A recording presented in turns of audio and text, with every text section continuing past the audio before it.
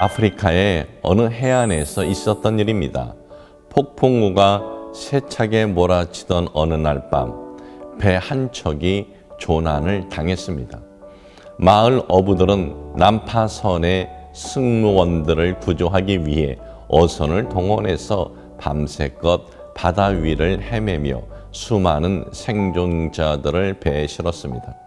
더 이상 사람을 태울 수 없게 되었을 때 그들은 난파선 한쪽 구석에 또 한 명의 승무원이 생존에 쓰러져 있는 것을 보았으나 배에 더 태울 수 없었다고 말했습니다.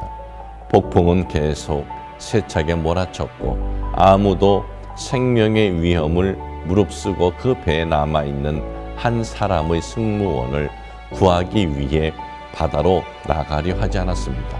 그때 한 젊은이가 앞으로 나섰습니다. 그러자 그의 어머니는 나가지 말도록 애원하며 굳고 말렸습니다.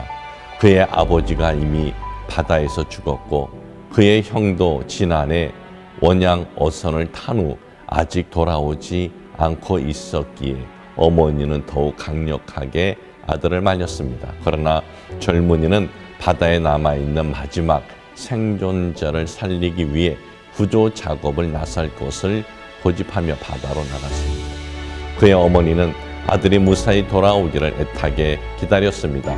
마침내 구조선이 마지막 생존자를 태우고 돌아오는 것을 본 그의 어머니는 무척이나 기뻐했습니다. 그런데 더욱 기쁘고 놀라운 것은 아들이 구조해서 데리고 온 마지막 생존자는 바로 죽은 줄 알았던 큰아들, 그의 큰 형이었던 것입니다.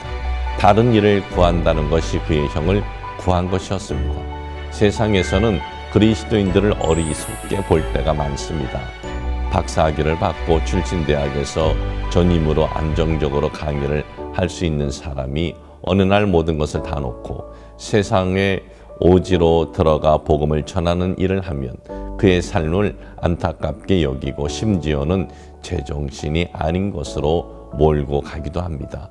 자신의 경제적 형편도 넉넉치 않으면서 자신보다 더 어려운 이웃을 그리스도의 심정으로 돕는 사람을 자신의 앞가림이나 하라고 비웃기도 합니다. 주의를 지키는 것이 추의를 희생하는 것으로 여기고 집회나 기도에 참석하기를 힘쓰는 성도들을 가리켜 할 일 없고 나약하고 무지하며 광신적인 것으로 단정할 때도 종종 있습니다. 그렇지만 세상에서 어떻게 말하고 비웃어도 심지를 굳게 세우고 자신이 믿는 진리, 예수 그리스도라는 진리를 향해 나가는 것을 쉼 없이 하는 많은 그리스도인들이 있습니다. 우리가 하나님을 바라보고 그분께 나아가는 것은 결코 희생이 아닙니다. 이것이 기쁨이 아니고 이것이 감사함에서 나오는 진정 마음에서 우러러 나오는 믿음의 행위가 아니라면 분명 쉬 지치고 세상의 숱한 유혹과 그럴싸한 시험들로부터 이겨내지 못할 것입니다. 사랑하는 여러분, 우리가 하나님을 향해 나아가는 열심 중에는 영혼들을 섬기는 수고도 있습니다. 사람이 사람을 섬기는 것이 사실 쉬운 일이 아닐 수도 있습니다. 왜 나만 희생해야 하는가? 내가 하는 만큼 나는 왜 돌려받지 못하는가? 교회 안에서 또는 세상 속에서 주님의 이름으로 봉사하면서도 때때로 이러한 시험이 다가올 때가 있습니다. 만일 당신이 다른 영혼들을 섬기는 것을 그저 말 그대로 봉사라고만 생각한다면, 마음의 기쁨이 전혀 없는 일이라면 그것은 그저 일 자체로만 머무는 것입니다. 그러나 당신이 주님께서 당신에게 값없이 하신 일을 기억하고 구원이라는 표현할 길이 없는 거대한 선물을 거저 받았음을 감사하면서 다른 영혼들을 섬기고 그들을 향해 수고하는 것을 기쁨으로 여긴다면 그것은 당신에게 일 아닌 축복의 통로일 것입니다.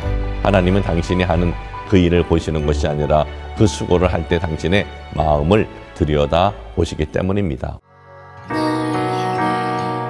부는 바람, 그 바람에 내 몸을 맡겨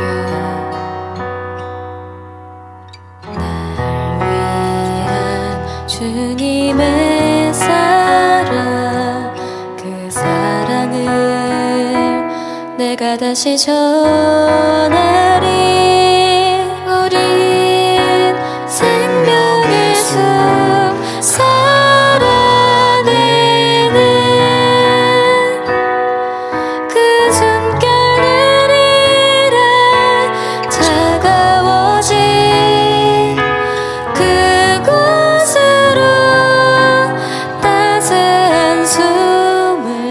가지고